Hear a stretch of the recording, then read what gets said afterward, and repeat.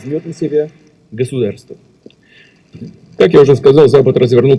I said, the West has turned Russia not only a military and information force, but also an economic one. But it has not achieved its goals anywhere, and it will not.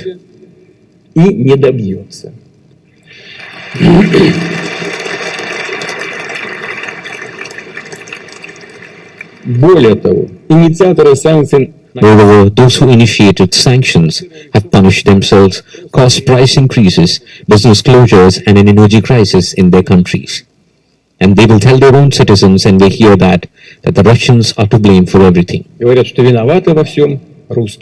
Which means, if they use against us in this aggression of sanctions, they have tried to break economic ties with Russian companies, isolate the Russian financial system, deprive us from access to export markets in order to hit revenues. There is also the theft, there is no other way to call it, of our foreign currency reserves, attempts to undermine the ruble and provoke inflation. The anti-Russian sanctions are only a tool. The goal, as they themselves declare, is to make our citizens suffer. Повторю, антироссийские санкции – это лишь средство, а цель, как декларируют сами западные руководители, прямая цитата: «заставить страдать». Удивительно, что на Западе этого никто из властепридержащих не замечает. Ответственность за разжигание Responsibility for fomenting the Ukraine conflict, for its escalation, and for the increasing number of victims lies entirely with the Western elites. And of course, the current regime in Kyiv, for which Ukrainian people are essentially strangers. The Western elites do not conceal their goals, as they say. It's a direct quote to bring Russia a strategic defeat. What does it mean? What is it for us? It means to end us, once and for all. It means that they plan to turn a local conflict into a global confrontation. We understand it exactly like that. We will react to it accordingly. This is because, in this case, it is about the very existence of our country. However, they can't be aware that Russia cannot be defeated on the battlefield. So they conduct more and more aggressive information attacks against us. Потому что в этом случае речь идет уже о существовании нашей страны. Целью выбирают прежде всего, конечно, молодых. As the prime target, they choose, of course, younger people and our young generation. And here they lie all the time as well. They turn historical facts upside down. They don't stop attacks on our Russian culture, our Orthodox Church, other religions and organizations of the country. Look at what they are doing with their own people. They destroy the notion of family, destroy cultural and national identity. Abuse of children, even pedophilia are pronounced as normal, the norm of their way of life. I'd like to say to them, look at the Holy Scripture, other holy books. It's all said there, including the fact that family is the union of a man and a woman. But even those sacred texts are being reviewed now.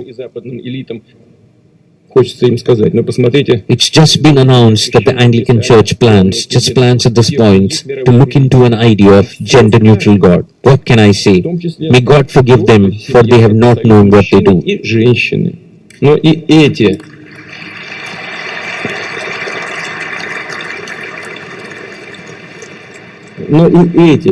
They turned a blind eye on political assassinations, on repressions of Kyiv regime against dissidents, on abuse of the faithful.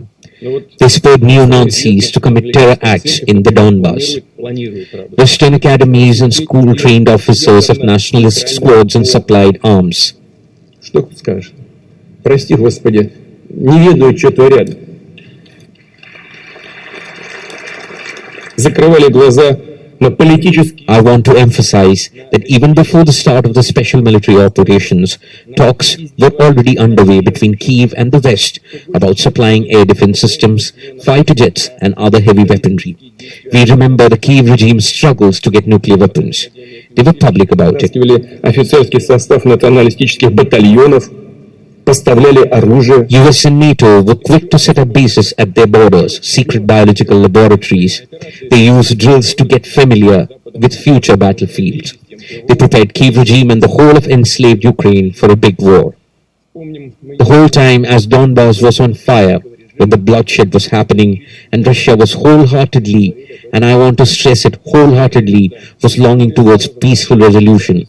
They were playing with people's lives and used rigged playing cards. This awful way of deceit was tested multiple times before.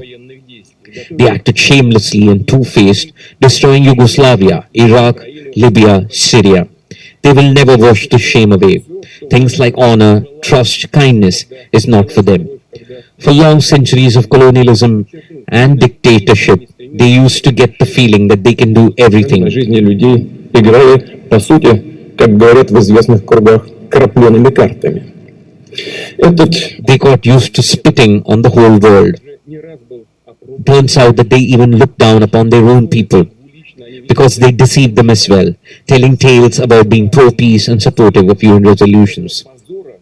угроза нарастала. The threat was increasing every day, and according to the information we are getting, there is no doubt left that by February 2022, everything was prepared for the next bloody action in Donbass, against which, may I remind you, the Kiev regime was thrown into action artillery, tanks, and aircraft. We all remember very well the pictures of airstrikes against Donetsk.